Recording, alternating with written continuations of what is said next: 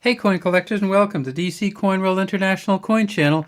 And today we have a really interesting case, and that is the 1968 D quarter.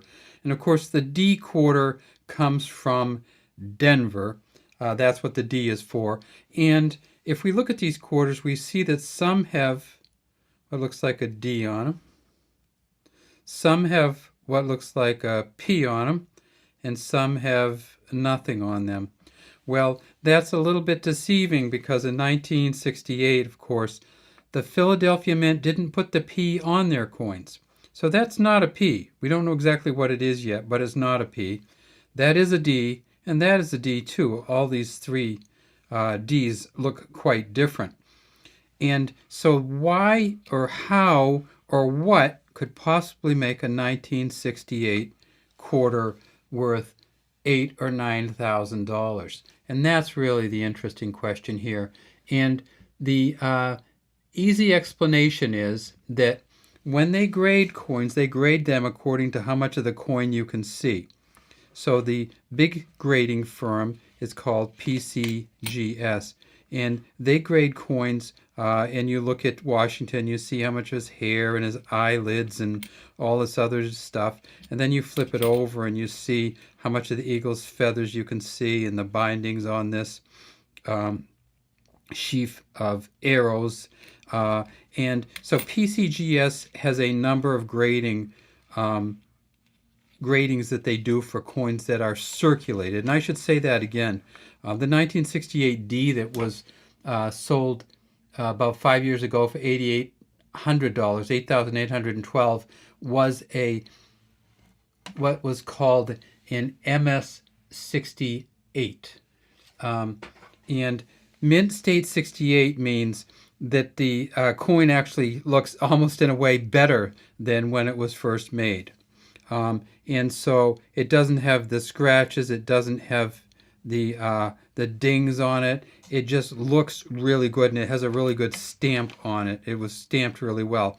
So an MS68 is the highest possible degree of validation for coins from coin services.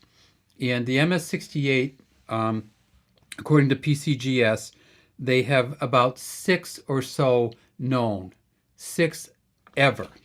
So the 1968 D, there are only 6 in that kind of condition. What does that mean? Well, it means that there aren't many, and some people only collect the Mint State 68s. And so if we're talking about those people, they really have to have one. So what happens if you only got 6 of them and somebody wants to put the MS68 from 1968 in their collection? Well, they got to pay a lot of money. Now, is it, hugely valuable? No, but it's more for the people who want the MS68 versions. Now, so when we look at these, we see that these are pretty used, right? This is, of course, a couple years after they switched over. In 1965, they switched over from silver quarters to the copper nickel-clad copper quarters. And this is the third year that they made them. They made them in 1960. The fourth year they made them, and they made them in 1965, 1966, 1967, and 1968. So how many did they make of the 1968 D? They made 101 million. So this coin here, they made 101 million of these. So they're all over the place. This is not going to be very valuable. Now if I kick it up, you can actually see it's not even round anymore. It's so dented. These coins, because they're used in machines and everything else, this one has a chip out of it. So the 68D, they made 101 million. The 68 Philadelphia without the mint mark, let's see if we can find that one. That's a D. We know we've got one here, right? Because we just saw 3 of them. That's another D. Yeah, the Philadelphia, no mint mark.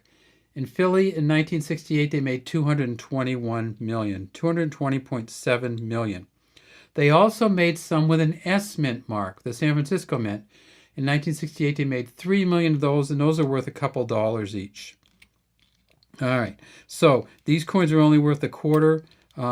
What's the big deal? I've kind of already given you the information. What I wanted to do is actually look at the mint mark, the D Mintmarks, and talk to you a little bit about them also. This is a good D Mintmark. You see that? You maximize it. You can see that's clearly a D. Some people might say, well, it looks a little bit like an O, but it's certainly not a P. This one is a kind of a chopped one. This is post-mint damage. It occurred after it was minted. That one's a D2, but it kind of got filled a little bit. Sometimes we call these the filled Ds.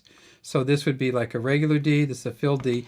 And then this one here, we've seen a few of these, and people say, I've got the P. But when you look at this, you realize this is a wicked filled D, but it also has these weird shapes to it. It almost looks like a square or some kind of design there. Like they put a square, a three-dimensional square on top of it. It's not. It's just that the D got kind of crushed up. And that's, again, that's post-mint damage. That is not an error coin in any way. What does a coin look like? What do they all look like? Well, they all say Liberty at the top, George Washington facing left, and God We Trust under his chin in the 1968.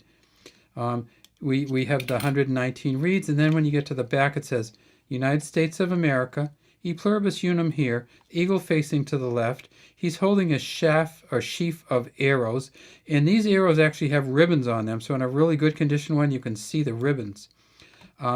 There's a tail underneath the arrows, and then this is an olive branch. So this is the military might of the eagle and the olive branch or the peace symbol, the international kind of peace symbol, the olive branch. And then down here it says $quarter.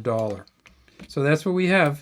We have D's, we have P's, and none of these are worth more than a quarter, but it's sure kind of cool to go to your change from the store or get it out of a machine and find a 1968. All right, have a great day from DC Coin World International Coin Channel. We'd love to have you subscribe to our channel and leave any comments you have in the comments section.